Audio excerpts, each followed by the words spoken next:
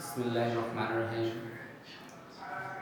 সুপ্রিয় দশম শ্রেণীর শিক্ষার্থী বন্ধুরা, আশা করি তোমরা সবাই ভালো আছো। কোভিড-19 অর্থাৎ করোনা ভাইরাস এর মহামারী বিশ্বব্যাপী যে প্রাদুর্ভাবের সৃষ্টি হয়েছে, তার ফলে সারা দেশব্যাপী যে স্কুল কলেজ বন্ধ থাকার কারণে শিক্ষা ব্যবস্থার বিপর্যয়ের কারণে কুমিল্লা মডেল স্কুল কর্তৃক আয়োজিত অনলাইন ভিত্তিক ক্লাসের ধারাবাহিকতায় আমি আজকে তোমাদের বিজ্ঞান বিষয়ের সপ্তম অধ্যায়ের সম্পর্কে আলোচনা করব। অধ্যায়টির নাম হচ্ছে অম্ল, ক্ষারক এবং লবণের ব্যবহার। শুরুতেই অম্ল, ক্ষারক এবং লবণ কি সেটা সম্পর্কে একটু আলোচনা করা যাক। আমি বোর্ডে তোমাদের জন্য একটি বিক্রিয়া উপস্থাপন করেছি। সেই বিক্রিয়াটি হলো, অষ্টম শ্রেণীতে তোমরা প্রশমন বিক্রিয়া সম্পর্কে শিখে আসছিলে। সেই প্রশমন বিক্রিয়াটি ছিল বিপরীতধর্মী দুটি পদার্থ বিক্রিয়া করে নিরপেক্ষ পদার্থ উৎপন্ন করে। সেই বিপরীতধর্মী পদার্থ বলতে আমরা বুঝি একটি অ্যাসিড, একটি ক্ষারক। এই অ্যাসিড এবং ক্ষারক বিক্রিয়া করে লবণ উৎপন্ন করে। তো এই বিক্রিয়াটিতে অ্যাসিড, ক্ষারক, লবণ তিনটি পদার্থ বিদ্যমান বিদায় এই বিক্রিয়াটি দিয়ে আমি আজকে ক্লাস শুরু করেছি। সুপ্রিয় শিক্ষার্থীরা, অ্যাসিড শুরুতে দেখা যাক অ্যাসিড কি। অ্যাসিড হচ্ছে সেই সমস্ত পদার্থ যার জলীয় দ্রবণে হাইড্রোজেন আয়ন প্রদান করে এবং অ্যাসিড ক্ষারকের সাথে বিক্রিয়া করে লবণ পানি উৎপন্ন করে। অ্যাসিডের আরেকটি বৈশিষ্ট্য হচ্ছে অ্যাসিড নীল লিটমাসকে লাল করে। এগুলি হচ্ছে অ্যাসিডের মূলত বৈশিষ্ট্য। তো অ্যাসিডের সংজ্ঞা, অ্যাসিডের বৈশিষ্ট্য,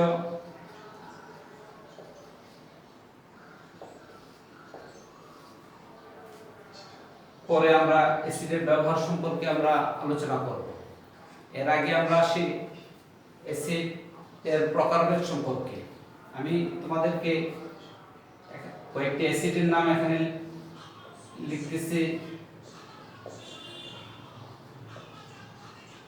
H2SO4 sulphuric acid, HCl hydrochloric acid, HNO3 nitric acid.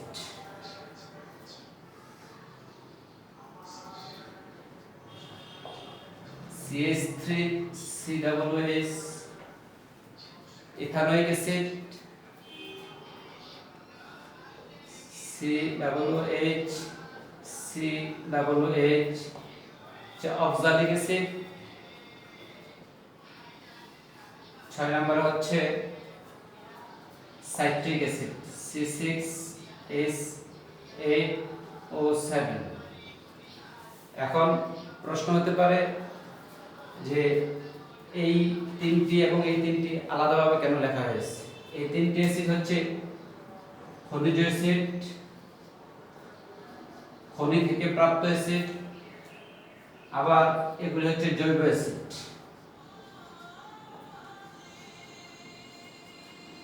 এই খনিজ অ্যাসিডগুলির আরেকটা নাম হচ্ছে, এরা হচ্ছে শক্তিশালী অ্যাসিড।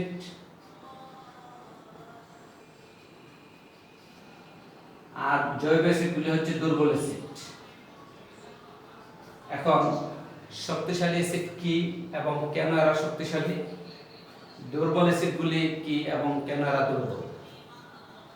আমরা অ্যাসিডের বৈশিষ্ট্যের প্রথম যে বৈশিষ্ট্য করেছিলাম, অ্যাসিড জলীয় দ্রবণে H+ আয়ন উৎপন্ন করে, অর্থাৎ হাইড্রোজেন আয়ন উৎপন্ন করে। প্রিয় শিক্ষার্থীরা, এই শক্তিশালী অ্যাসিডগুলি জলীয় দ্রবণে সম্পূর্ণ বিয়োজিত হয়, অর্থাৎ 100% বিয়োজিত হয়, 100% আয়ন উৎপন্ন করে। যতগুলি অণু থাকে প্রত্যেকটি অণু থেকে H+ আয়ন উৎপন্ন করে। অপরপক্ষে এই জৈব অ্যাসিডগুলি অপরপক্ষে এই জৈব অ্যাসিডগুলি অর্থাৎ এটার আরেকটা নাম হচ্ছে ভিনেগার, এটা হচ্ছে অক্সালিক অ্যাসিড, এটা হচ্ছে সাইট্রিক অ্যাসিড।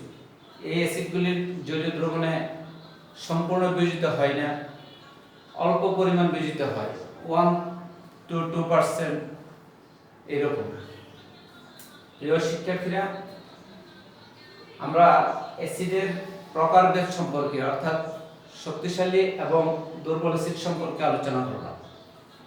অ্যাসিডের সংজ্ঞা বলা হলো, অ্যাসিডের বৈশিষ্ট্য বলা হলো, অ্যাসিডের প্রকারভেদ আলোচনা করা হলো। এখন অ্যাসিডের ব্যবহার সম্পর্কে আমরা একটু আলোচনা করব। তো অ্যাসিডের ব্যবহার সম্পর্কে আলোচনা করতে গেলে আসলে অ্যাসিডের ব্যবহার ব্যাপক। গৃহস্থলী থেকে শুরু করে শিল্প কারখানা পর্যন্ত অ্যাসিডের ব্যবহার রয়েছে। অ্যাসিডের মধ্যে এই যে সালফিউরিক অ্যাসিড এখানে লেখা হয়েছে, এই সালফিউরিক অ্যাসিডটা এমন ব্যবহার রয়েছে যে সালফিউরিক অ্যাসিডটাকে রাসায়নিক দ্রব্যের রাজা বলা হয়। একটা দেশ কত উন্নত সেটা নির্ভর করে সেই সালফিউরিক অ্যাসিডটা কি পরিমাণ ব্যবহার হয় তার উপর। একটা দেশ যত উন্নত সেই দেশটা তত বেশি সালফিউরিক অ্যাসিড ব্যবহার করে। এ থেকে আমরা আসলে অনুধাবন করতে পারছি যে অ্যাসিডের ব্যবহার কত বিশাল। যে দুর্বল অ্যাসিড যেগুলি, এগুলি টক স্বাদযুক্ত, আমরা এটা স্বাদও নিতে পারি। যেমন বাসায় যে আচার তৈরি করা হয় সে আচারে এই ভিনেগার ব্যবহার করা হয়। এখন আমরা যদি অ্যাসিডের ব্যবহার সম্পর্কে আরেকটু বিশাল ভাবে তোমাদের বইয়ে যতটুকু দেওয়া আছে সেই সম্পর্কে একটু আলোচনা করি, তাহলে দেখো যে প্রথমত বলা হচ্ছে আচার তৈরিতে ভিনেগার ব্যবহার করা হয়। তারপর আমাদেরকে যে বলতা বা বিচ্ছু কামড় দিলে যে জ্বালা যন্ত্রণা হয় সেই জন্য যে মলম দেওয়া হয় সেই মলমটাও অ্যাসিডের তৈরি। তারপরে আসো যে আমরা যে প্রত্যেকের বাসায় অ্যান্টাসিড, সার্জেল বা এই জাতীয় যে গ্যাস্ট্রিকের ওষুধ ব্যবহার করা হয়, সেই ওষুধটা ব্যবহার করে মূলত আমাদের পেটে অ্যাসিড উৎপন্ন হয় সেই জন্য। এখন কি করে আমাদের পেটে অ্যাসিড উৎপন্ন হয়? আমরা যে প্রতিদিন যে খাদ্যদ্রব্য খাচ্ছি সেই খাবার থেকে একটা অত্যাবশ্যকীয় অ্যাসিড, যে অ্যাসিডটা হচ্ছে হাইড্রোক্লোরিক অ্যাসিড, এটা উৎপন্ন হয়। এটা খুবই জরুরি খাদ্যদ্রব্য হজমের জন্য। খাদ্যদ্রব্য থেকে অ্যাসিডটা উৎপন্ন হয়, কিন্তু তার পরিমাণ যদি প্রয়োজনের তুলনায় একটু বেশি হয়ে যায় তখন সেটা আমাদের ক্ষতির কারণ হয়ে দাঁড়ায়। সেটা একটু বেশি হয়ে গেলে পেট ফুলে যায়, পেট ব্যথা করে, শরীরের যে কোনো জায়গায় ব্যথা করতে পারে। খুব বেশি হয়ে গেলে পেপটিক আলসার হয়ে যেতে পারে। সেই জন্য অ্যাসিডটাকে দূর করার জন্য যে আমরা অ্যান্টাসিড ওষুধ খাই, সেই অ্যান্টাসিড ওষুধটা মূলত একটি ক্ষার বা ক্ষারক জাতীয় পদার্থ। আচ্ছা, এখন আমরা অ্যাসিডের ব্যবহারে যদি আমরা যাই, লেবু, কমলা, এই যে আমরা যে টক জাতীয় যে জিনিসগুলি খাই, লেবু, কমলা ইত্যাদি যে খাই, এগুলি থেকে যে ভিটামিন সি পাওয়া যায় সেটা আমাদেরকে রোগ প্রতিরোধ করে। সুপ্রিয় শিক্ষার্থীরা, এখন অ্যাসিডের ব্যবহারের সম্পর্কে যদি আরো বিস্তারিত বলা হয়, স্বর্ণকারের দোকানে অথবা স্বর্ণ উত্তোলনের জন্য ব্যবহার করা হয় নাইট্রিক অ্যাসিড।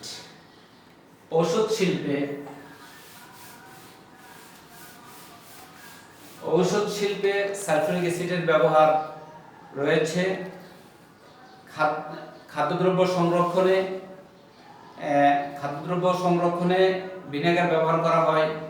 টয়লেট পরিষ্কার করার জন্য যে পরিষ্কারকগুলি ব্যবহার করা হয় তার মধ্যে টয়লেট পরিষ্কারক হিসেবে যে অ্যাসিডগুলি ব্যবহার করা হয় তার মধ্যে নাইট্রিক অ্যাসিড, সালফিউরিক অ্যাসিড অন্যতম। বাসাবাড়িতে যে আমরা আইপিএস ব্যবহার করি, আইপিএস অথবা এই গাড়ি ব্যাটারি চালিত যে গাড়িগুলি, সেই গাড়িগুলিতে সালফিউরিক অ্যাসিড ব্যবহার করা হয়।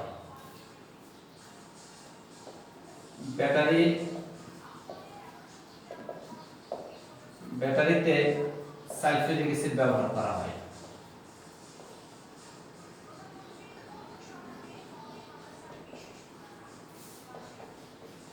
ফসল উৎপাদনে যে সার ব্যবহার করা হয়, যে সারগুলি হচ্ছে মূলত অ্যামোনিয়াম সালফেট, যা তৈরি করা হয় সালফিউরিক অ্যাসিড থেকে। 2 নম্বর হচ্ছে অ্যামোনিয়াম ফসফেট,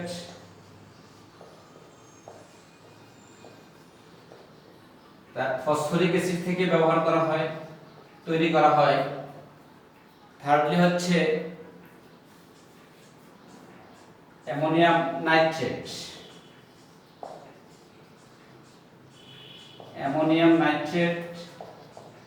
নাইট্রিক অ্যাসিড থেকে তৈরি করা হয়। তাহলে এই সবগুলি হচ্ছে বিভিন্ন ধরনের সার। এগুলি হচ্ছে বিভিন্ন ধরনের সার। এই সার কৃষিকাজে ব্যবহার করা হয়। কৃষিকাজে এই সারগুলি ব্যবহার না করলে ফলন ভালো উৎপাদন হতো না। তাই এই সারগুলি উৎপাদন করতে আমাদের এই অ্যাসিডগুলি ব্যবহার করা হয়। প্রিয় শিক্ষার্থী বন্ধুরা, আমাদের অ্যাসিডের ব্যবহার সম্পর্কে সামান্য একটু আলোচনা করা হয়েছে তোমাদের বিজ্ঞান বইয়ে। আসলে সায়েন্সের স্টুডেন্টদের রসায়নে অ্যাসিডের ব্যবহার আরো বিশাল আলোচনা করা হয়েছে। তোমাদের বইয়ে এই পর্যন্ত আলোচনা দেয়া ছিল বিধায় আমি এতটুকু আলোচনা করেছি। এখন আসো এর ক্ষতির দিক নিয়ে একটু আলোচনা করতে হবে। এত উপকারের পরেও অ্যাসিড আমাদের কিছুটা ক্ষতি করে থাকে। যেমন শক্তিশালী অ্যাসিড যেগুলি, যেমন sulphuric acid, nitric acid, hydrochloric acid, phosphoric acid, perchloric acid, এই অ্যাসিডগুলির অতিরিক্ত ব্যবহারের ফলে আমাদের জিনিসপত্রের যেমন ক্ষতি হচ্ছে, যদি কোনো কারণে আমাদের শরীরে, হাতে, পায়ে, মুখে পড়ে, তখন এগুলি পুড়ে যায়, জ্বলে যায়। এটা থেকে উত্তরণের জন্য আমাদেরকে সঠিকভাবে ব্যবহার করতে হবে। ব্যবহারের আগে হাতে গ্লোভস, গায়ে অ্যাপ্রন করতে হবে। এছাড়াও কোনো কারণে যদি হাতে পায়ে লেগে যায় তাহলে আমাদের কি করণীয়, সেই করণীয় সম্পর্কে আমাদেরকে একটু জানতে হবে। সেটা হচ্ছে হাতে পায়ে কোথাও যদি অ্যাসিড পড়ে যায় তাহলে অতিরিক্ত পানি দিতে হবে। তারপর যত দ্রুত সম্ভব ডাক্তারের শরণাপন্ন হতে হবে। আর যাওয়ার আগে প্রচুর পানি ঢালতে হবে। তাহলে অ্যাসিডের ক্ষতির দিক নিয়ে একটু আলোচনা করা হলো। এখন আসি আমরা অ্যাসিডের অপব্যবহার এবং কিছু আইন কানুন সম্পর্কে আমাদেরকে জানতে হয়। অ্যাসিডের অপব্যবহার।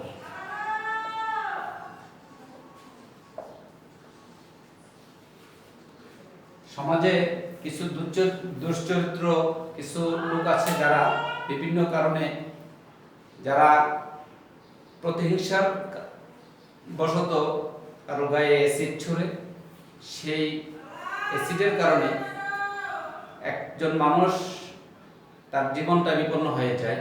বিশেষ করে স্কুল কলেজে পড়ুয়া ছাত্রী এবং গৃহবধূদের এটার আক্রান্তের শিকার হয়, তার জীবনটা ধ্বংস হয়ে যায়। এর আইন কানুন সম্পর্কে যদি আমরা বলতে যাই তাহলে বাংলাদেশে নারী এবং শিশু আইন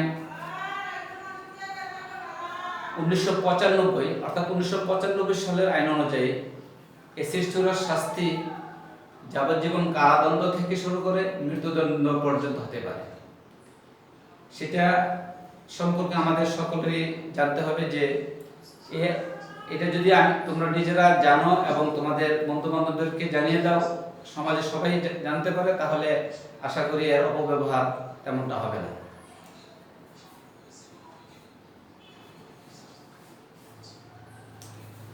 প্রিয় শিক্ষার্থী বন্ধুরা, এতক্ষণ পর্যন্ত আমরা অ্যাসিডের ব্যবহার, অ্যাসিডের অপব্যবহার এবং আমাদের পেট কিভাবে অ্যাসিডিটি হয় সেই সম্পর্কে জানলাম।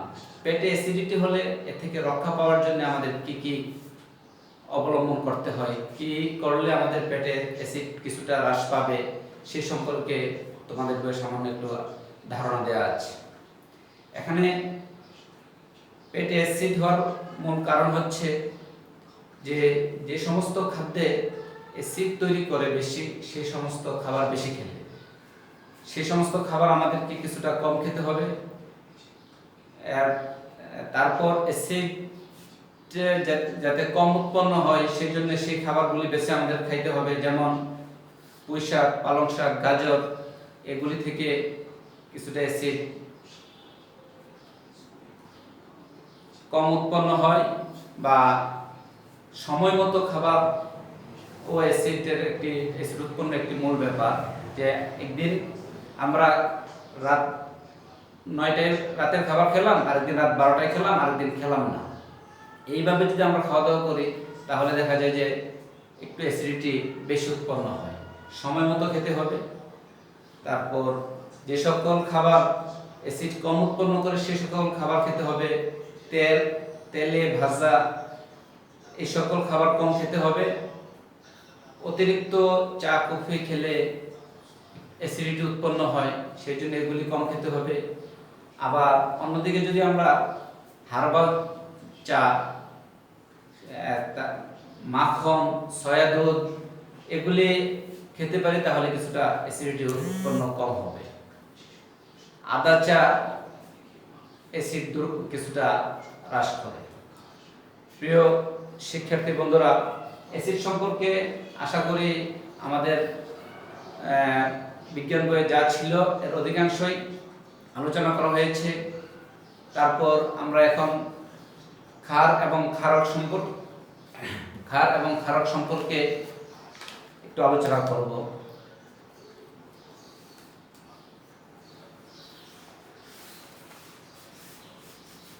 এই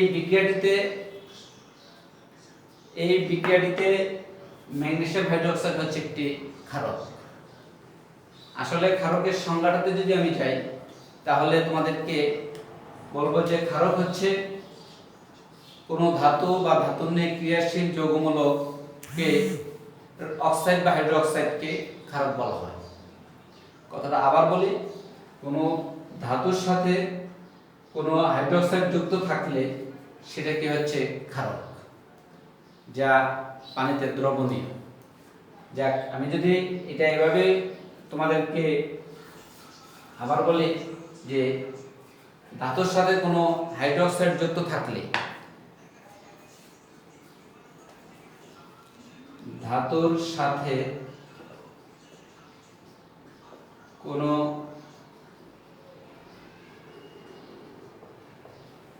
হাইড্রোক্সাইড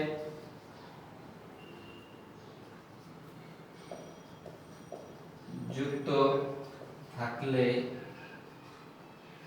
তাকে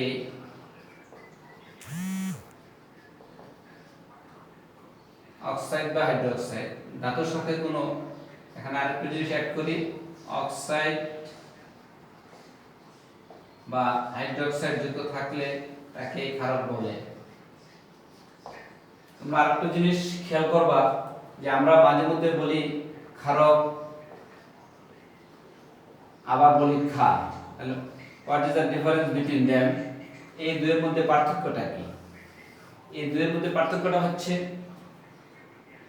এই ক্ষারকগুলির মধ্যে যেগুলি পানিতে দ্রবীভূত হয় সেগুলিকে বলা হয় ক্ষার। যেমন এটা ক্ষার এবং ক্ষারক দুইটাই। যদি এটাকে আমরা ম্যাগনেসিয়াম হাইড্রোক্সাইড কে, এটার আরেকটা হচ্ছে সোডিয়াম হাইড্রোক্সাইড, এগুলি পানিতে দ্রবীভূত করলে magnesium ion plus hydroxide ion উৎপন্ন হয়, এটা sodium ion plus hydroxide ion উৎপন্ন হয়। তাহলে বুঝতেই পারছো যে ক্ষারক, ক্ষার এবং ক্ষারকটা কি। এখন ক্ষারকের ব্যবহার বা তার আগে যদি আমরা ক্ষারকের বৈশিষ্ট্য সম্পর্কে আলোচনা করতে যাই, তাহলে ক্ষারক জলীয় দ্রবণে হাইড্রোক্সাইড আয়ন উৎপন্ন করে, ক্ষারক অ্যাসিডের সাথে বিক্রিয়া করে লবণ পানি উৎপন্ন করে, ক্ষারক লাল লিটমাসকে নীল করে। অর্থাৎ অ্যাসিডের যে বৈশিষ্ট্যগুলি ছিল তার বিপরীতে হচ্ছে ক্ষারকের বৈশিষ্ট্যগুলি। এবার ক্ষারকের ব্যবহার সম্পর্কে একটু আলোচনা করা যাক।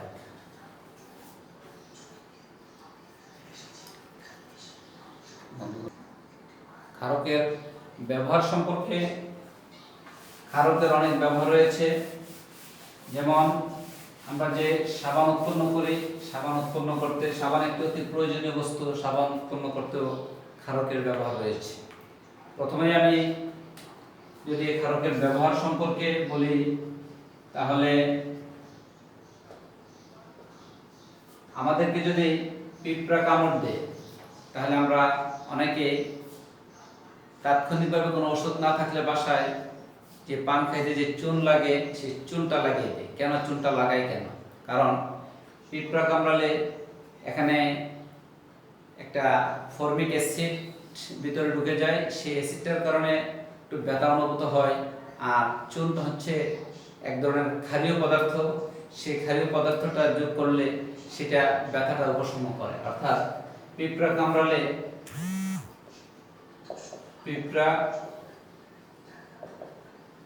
কামড়ালে চুন অর্থাৎ ক্যালসিয়াম অক্সাইড ব্যবহৃত হয়। এটা হচ্ছে ছোট পরিসরে।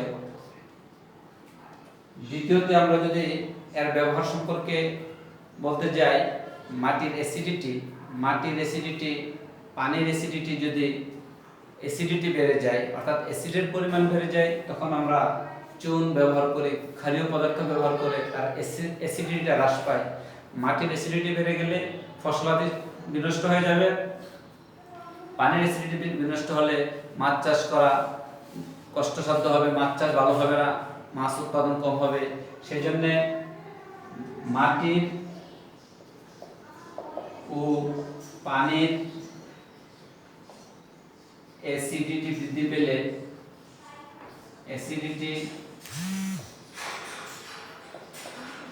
বৃদ্ধি পেলে ক্ষার বা ক্ষারক ব্যবহার করা হয়।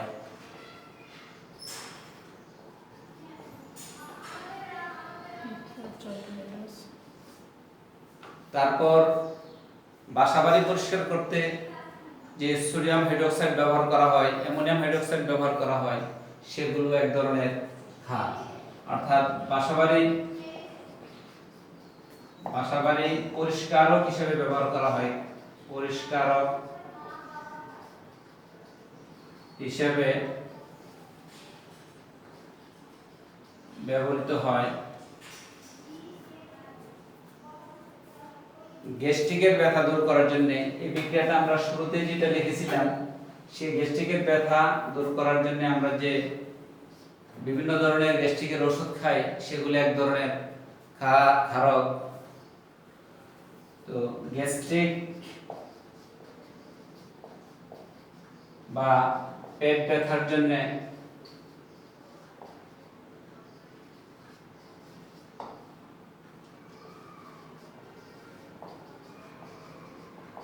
ক্ষারক ব্যবহৃত হয়। আমরা যে সকালবেলা ঘুম থেকে উঠে অথবা রাত্রে ঘুমানোর সময় যে পেস্ট ব্যবহার করি ব্রাশ করার সময়, সেটা এক ধরনের ক্ষারক। সেটা আমাদের একদিকে যেমন দাঁত পরিষ্কার করে, অন্যদিকে কিছুটা মুখের মধ্যে যে অ্যাসিডিটি উৎপন্ন হয়, পেটের অ্যাসিডিটির কিছুটা কমাতে সাহায্য করে। তবে সেক্ষেত্রে আমাদের খেয়াল রাখতে হবে টুথপেস্টের মান যেন একটু ভালো হয়। প্রিয় শিক্ষার্থী বন্ধুরা, ক্ষারকের ব্যবহার এগুলি ছাড়াও আরো অনেক ব্যবহার রয়েছে। এবার আসি তার ব্যবহারে কি সাবধানতা অবলম্বন করতে হবে। অ্যাসিডের যেরকম আমাদের কিছু ক্ষতির দিক রয়েছিল, ক্ষারকেরও সেই ক্ষতির দিক রয়েছে, অর্থাৎ বেশি পরিমাণে সাবান অথবা এই যে টয়লেট ক্লিনারে যে আমরা হারপিক ইউজ করি, সেগুলি হাতে বা চামড়ায় লাগলে হাতের চামড়া খসখসে হয়ে যাবে, চামড়া তে সমস্যা হতে পারে। সেজন্য এগুলি আমাদের ব্যবহারের পূর্বে হাতে গ্লোভস, শরীরে অ্যাপ্রন করে আমাদের ব্যবহার করতে হবে। প্রিয় শিক্ষার্থী বন্ধুরা, অ্যাসিড এবং ক্ষারকের ব্যবহার এবং তার বৈশিষ্ট্যের পরে তোমাদের বইয়ে পিএইচ এর মানের ব্যাপারে একটু ধারণা দেওয়া আছে। তাহলে এখন আমরা পিএইচ সম্পর্কে একটু আইডিয়া দেব। পিএইচ এর মান জানার সম্পর্কে আমাদের একটু এটার প্রয়োজনীয়তা সম্পর্কে আমাদের বুঝতে হবে। পিএইচটা কি, এটা হয়তো তোমরা অনেকে জানো। পিএইচ হচ্ছে হাইড্রোজেন আয়নের ঘনমাত্রার ঋণাত্মক লগারিদমকে পিএইচ বলা হয়। আর পিএইচ এর মানটা, রেঞ্জটা হচ্ছে 0 থেকে 14 পর্যন্ত। 0 থেকে 14 পর্যন্ত হচ্ছে পিএইচ মানটা। এই 0 থেকে 14 পর্যন্ত হচ্ছে পিএইচ মান। 7 হচ্ছে, এখানে 7 এর কমটা হচ্ছে অম্লীয় বা অ্যাসিডীয়, 7 এর বেশিটা হচ্ছে ক্ষারীয়। আর পিএইচ মান এটা হচ্ছে পিএইচ। 7 হচ্ছে নিরপেক্ষ পদার্থের, বিশুদ্ধ পানির পিএইচ হচ্ছে 7। বিশুদ্ধ পানির পিএইচ 7। পিএইচ এর মান জানা আমাদের খুবই জরুরি, কারণ পানির পিএইচ যত থেকে যত থাকার প্রয়োজন তার থেকে যদি বেশি কম বা বেশি হয়, তখন আমাদের পানি ব্যবহার করতে পারবো না। এছাড়া মাটির পিএইচ আমাদের জানতে হবে, আমাদের পাকস্থলীর পিএইচ জানতে হবে। পাকস্থলীর পিএইচ তোমরা হয়তো অনেকে জানো, পাকস্থলীর পিএইচ হচ্ছে 2। পাকস্থলীর পিএইচ মান 2, কারণ পাকস্থলীটা হচ্ছে অ্যাসিডীয়। কারণ ওই খাদ্যদ্রব্য হজম করার জন্য যে খাদ্যদ্রব্য থেকে যে শক্তিশালী অ্যাসিডটা উৎপন্ন হয়, এটা ক্লাসের শুরুতে বলছিলাম যে যেটা উৎপন্ন হয় সেটা হাইড্রোক্লোরিক অ্যাসিড। সেই জন্য পাকস্থলীর পিএইচ মান হচ্ছে 2। আমাদের রক্তের পিএইচ, আমাদের প্রস্রাবের পিএইচ মান, এগুলিও আমাদেরকে জানতে হবে। প্রস্রাবের পিএইচ এর মান 7 এর চেয়ে কম, অর্থাৎ এটা কিছুটা অ্যাসিডীয়। রক্তের পিএইচ, ত্বকের পিএইচ হচ্ছে আমাদের 4 থেকে 6। ত্বকের পিএইচ মান 4 থেকে 6। আর রক্তের পিএইচটা হচ্ছে 7 থেকে 7.4। তো প্রিয় শিক্ষার্থী বন্ধুরা, আমাদের এই পিএইচ মানগুলি জানা খুবই জরুরি।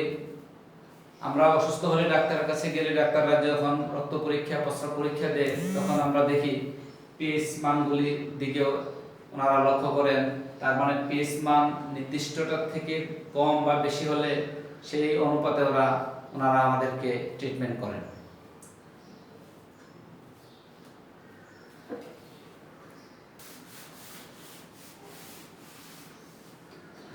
প্রিয় শিক্ষার্থী বন্ধুরা, আজকে আমরা যে বিষয়গুলি নিয়ে আলোচনা করেছি, প্রথম হচ্ছে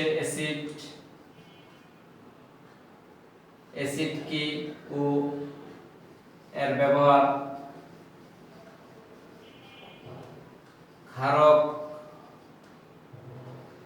কি ও এর ব্যবহার, এবং একেবারে শেষ মুহূর্তে আমরা যেটা নিয়ে আলোচনা করেছি সেটা হচ্ছে পিএইচ মান জানার প্রয়োজনীয়তা, পিএইচ মান জানার প্রয়োজনীয়তা।